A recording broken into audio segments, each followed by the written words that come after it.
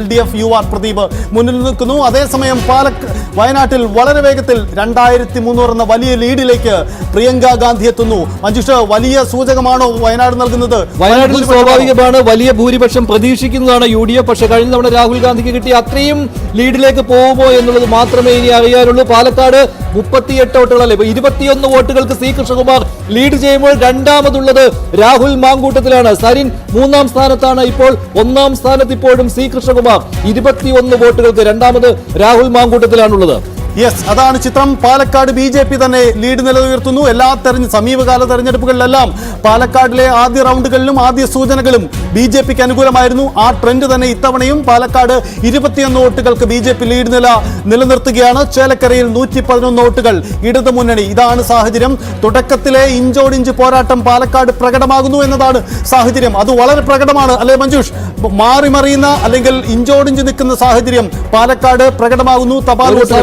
തപാൽ വോട്ടുകളിലെ ഈ ഒരു ഇഞ്ചോടിഞ്ച് പോരാട്ടം സ്വാഭാവികമായിട്ടും വോട്ടിംഗ് മെഷീനുകൾ എണ്ണാൻ എടുക്കുമ്പോഴും പ്രതിഫലിക്കുമെന്ന കാര്യത്തിൽ യാതൊരു സംശയവുമില്ല. ഇപ്പോഴും 21 വോട്ടുകൾക്കാണ് പാലക്കാട് BJP മുന്നിട്ട് നിൽക്കുന്നത്.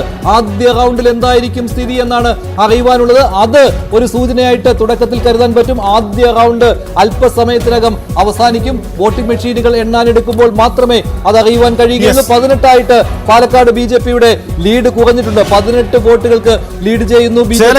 ചേലക്കരയിലും മാറുന്നു. 126 ചേലക്കരയിൽ ഇടതുമുന്നണിയുടെ ലീഡ് നിലയിൽ മാറ്റമുണ്ടാകുന്നു. അതേസമയം പാലക്കാട് 18 വോട്ടുകളായി സി കൃഷ്ണകുമാർ തന്നെ തപാൽ വോട്ടുകളിലെ ലീഡ് നിലനിർത്തുന്നു. 18 വോട്ടുകൾക്കാണ് അദ്ദേഹം മുന്നിൽ നിൽക്കുന്നത്. വയനാട്ടിൽ 2300 എന്ന കണക്കിൽ ലീഡ് നിലയിൽ പ്രിയങ്ക ഗാന്ധി തന്നെ ലീഡ് ചെയ്യുന്നു. അതാണ് ചിത്രം. വയനാട്ടിലും തപാൽ വോട്ടുകളുടെ കണക്കുകൾ തന്നെയാണ് പുറത്തു വരുന്നത്. 2300 എന്ന കണക്ക് ഒരു വലിയ മജോറിറ്റി നൽകുന്നു എന്ന സൂചന കൂടിയാണോ എന്ന സംശയം കൂടി പ്രകടമാകുന്നുണ്ട്. എന്തായാലും പാലക്കാടും ചേലക്കരയിലും വേഗത്തിൽ ഫലം പുറത്തു വരുന്നു. പാലക്കാട് 18 വോട്ടുകൾക്ക് ഇപ്പോഴും 8 വോട്ടുകൾക്ക് ലീഡ് ചെയ്യുകയാണ് പാലക്കാട് സി കൃഷ്ണകുമാർ. 8 വോട്ടുകൾക്ക് രാഹുൽ മാറുന്നു. അവിടെ UDF ലീഡ് പിടിക്കുന്നു. UDF പാലക്കാട് ലീഡ് പിടിക്കുന്നു. രാഹുൽ മാങ്കൂട്ടം 8 വോട്ടുകൾക്ക് UDF ലീഡ് പിടിക്കുന്നു. എന്താണ് സൂചന? ഇഞ്ചോടിഞ്ച് പോരാട്ടം പാലക്കാട്.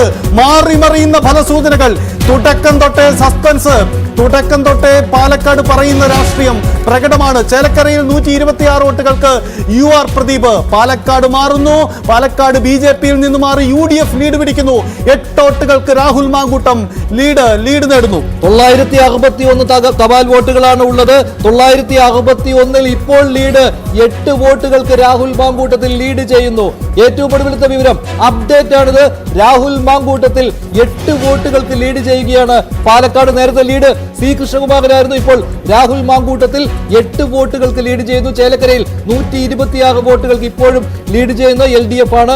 വയനാട്ടിൽ പ്രിയങ്ക ഗാന്ധി 2300 വോട്ടുകൾക്കാണ് ലീഡ് ചെയ്യുന്നത്. അങ്ങനെ 961 തപാൽ വോട്ടുകളിൽ ഇപ്പോൾ ലീഡ് ചെയ്യുന്നത് രാഹുൽ മാങ്കൂട്ടത്തിലാണ്. യെസ്, കൃത്യമായ സൂചനയാണ്. കാരണം 1486 തപാൽ വോട്ടുകളാണ്. തപാൽ വോട്ടുകൾ ഇപ്പോൾ സമയം 8:23. ഏറെക്കുറെ തപാൽ വോട്ടുകൾ പൂർത്തിയായിരിക്കണം. അങ്ങനെയെങ്കിൽ തപാൽ വോട്ടുകളുടെ മജോറിറ്റിയിലേക്ക് UDF വരുമ്പോൾ അത് തെരഞ്ഞെടുപ്പ് ട്രെൻഡ് മറ്റൊന്നാണോ എന്ന സൂചന കൂടി വരികയാണ്. നഗരമേഖലകളുടെ പോളിംഗ് ആരംഭിക്കുകയാണ്. EVM മെഷീൻ എടുത്തു തുടങ്ങുകയാണ്. അതിന്റെ സൂചന കൂടി പ്രകടമാവുകയാണ്. എന്തായാലും രാഹുൽ മാങ്കൂട്ടം ഇപ്പോൾ മുന്നിൽ നിൽക്കുന്നത് തപാൽ വോട്ടുകളിലാണ്. തപാൽ വോട്ടുകൾ 1486 തപാൽ വോട്ടുകളാണ്. അതിന്റെ എണ്ണലാണ് പുരോഗമിക്കുന്നത്. EVM മെഷീനും ആരംഭിക്കുകയാണ്. പോസ്റ്റൽ ബാലറ്റുകൾ പെട്ടെന്ന് എണ്ണുന്നുണ്ട്. PRDയിൽ നിന്ന് അങ്ങനെ ഒരു അറിയിപ്പ് കിട്ടിയിട്ടുണ്ട്. ചേലക്കരയിൽ 5 ടേബിളുകളിലായിട്ട് പോസ്റ്റൽ ബാലറ്റുകൾ എണ്ണുന്നുണ്ട്. അങ്ങനെ വളരെ പെട്ടെന്നാണ് പോസ്റ്റൽ ബാലറ്റുകൾ എണ്ണുന്നത്. ചേലക്കരയിൽ കൂടുതൽ പോസ്റ്റൽ ബാലറ്റുകൾ ഉണ്ടായിരുന്നു. 1486 ആയിരുന്നു. അതിലാണ് ഇപ്പോൾ